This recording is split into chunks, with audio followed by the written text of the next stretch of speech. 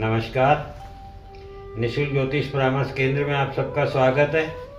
आज दिनांक 12 मई 2025 सोमवार। जैसा कि हमारी चर्चा ऊर्जा पर चल रही है कि यदि जीवन को समझना है तो आपको ऊर्जा को समझना होगा, क्योंकि ऐसा कोई भी तत्व स्थित नहीं है जिसमें ऊर्जा नहीं हो।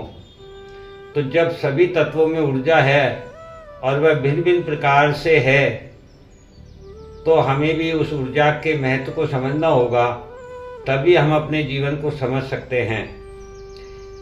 फिर चाहे आप जब ऊर्जा को समझते हैं तो आप अपने जीवन में अपनी एजुकेशन को लेकर, अपने नौकरी व्यवसाय व्यापार को लेकर, जीवन साथी, लाइफ पार्टनर, बच्चे, परिवार, मित्र या धन संपदा, सुख सुविधा, भोग विलासिता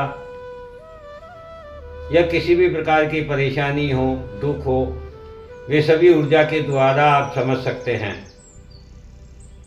क्योंकि जैसा कि हमारी कुंडली में 12 भाव होते हैं, कुल 7 ग्रह हैं, 2 छाया ग्रह हैं। 7 ग्रहों में से 5 ग्रहों को 2-2 घर प्राप्त है और उन दोनों ग्रहों की ऊर्जाएं भी भिन्न भिन्न हैं। अर्थात एक ही ग्रह अपने में विभिन्न प्रकार की ऊर्जाएं रखता है। तो जब आपको जो जीवन प्राप्त हुआ, उस समय के हिसाब से जो आपको लग्न प्राप्त हुआ है, वह आपका व्यक्तित्व है। और व्यक्तित्व में जो ऊर्जा है, उसी ऊर्जा के द्वारा आप स्वयं को यदि निर्मित करते हैं तो जीवन में आप अपने व्यक्तित्व से संबंधित कभी किसी भी प्रकार की परेशानी को नहीं भोगेंगे। क्योंकि मान लीजिए आपको जन्म के समय 1 नंबर राशि प्राप्त हुई है, तो 1 नंबर राशि मेष राशि, जिसके स्वामी मंगल होते हैं, और मंगल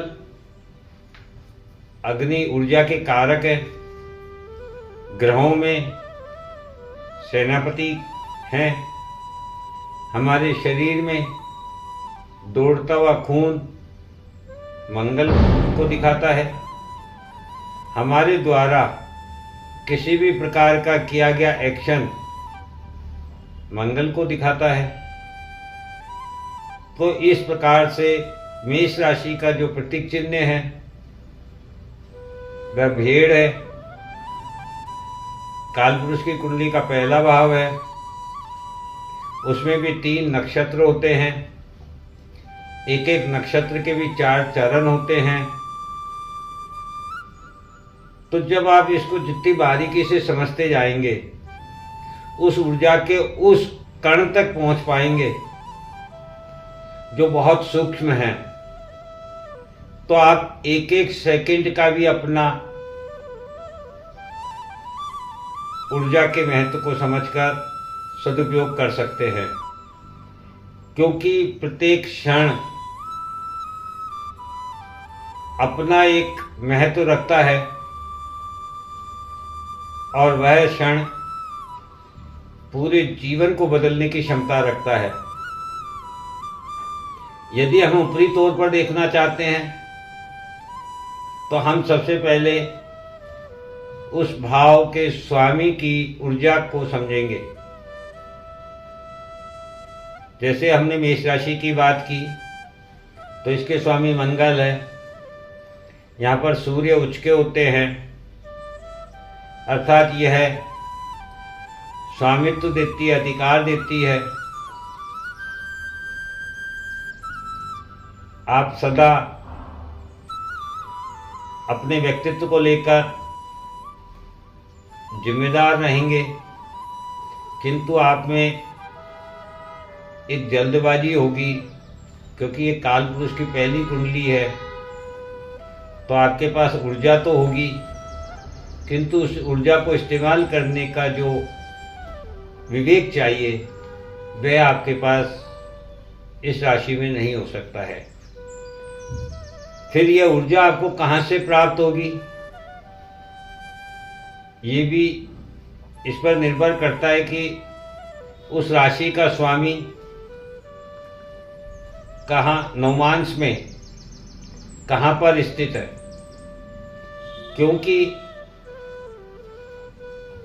यदि आपका लग्न कुंडली हम देखते हैं तो वह तो आपके पूर्व जन्म का वही खाता है।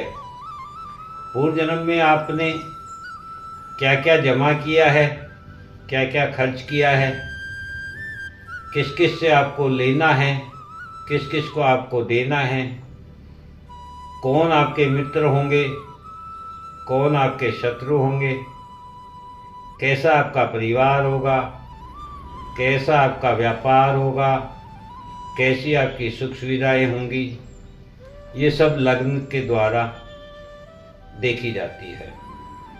और उसे प्राप्त करने के लिए जो नवमांश है उस नवमांश को देखा जाता है। जैसे कि आपकी लग्न राशि मान लीजिए मिथुन है,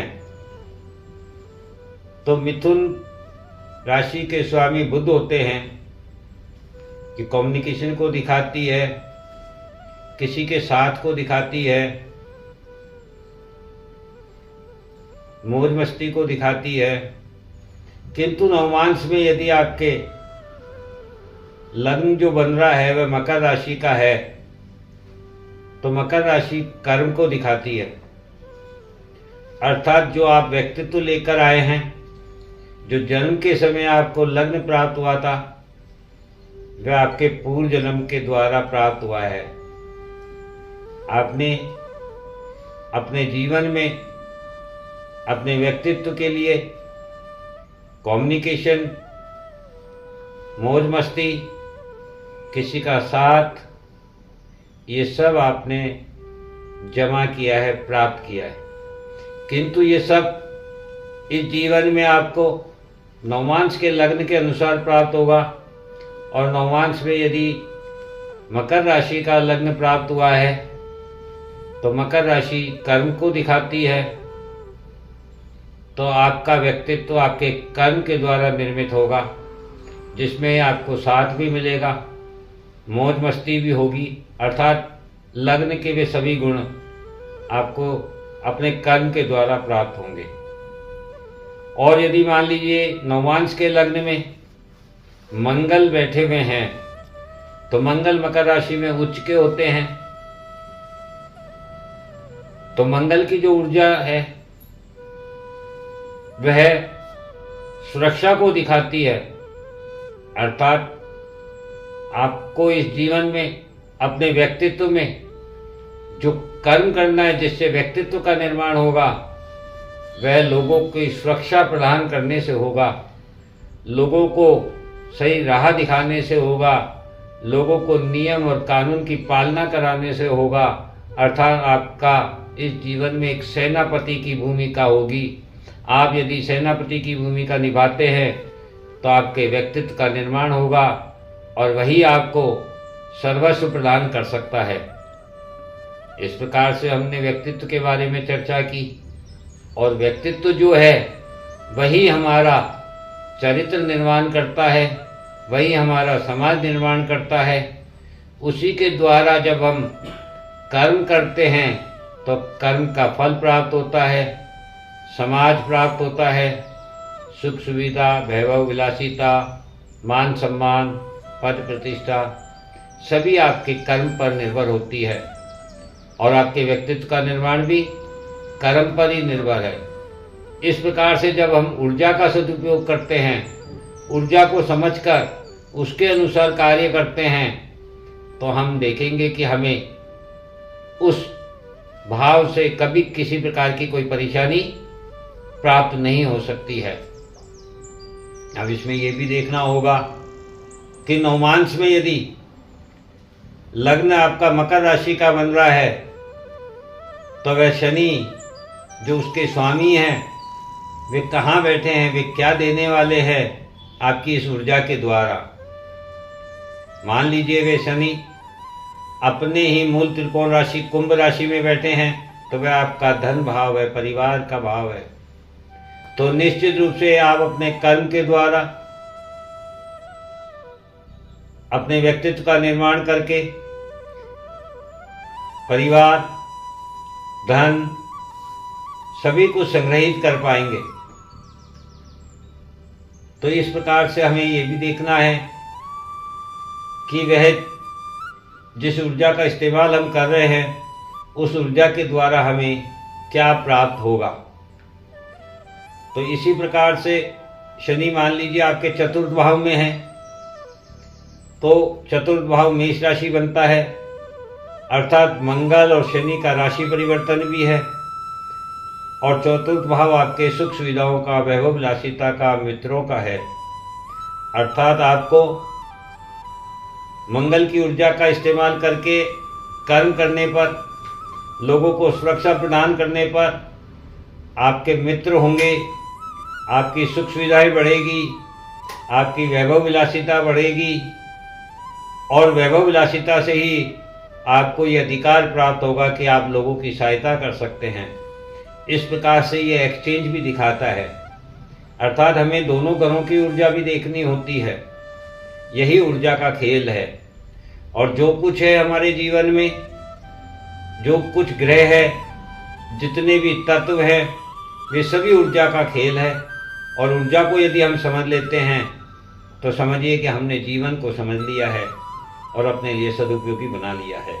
जय हिंद, जय भारत।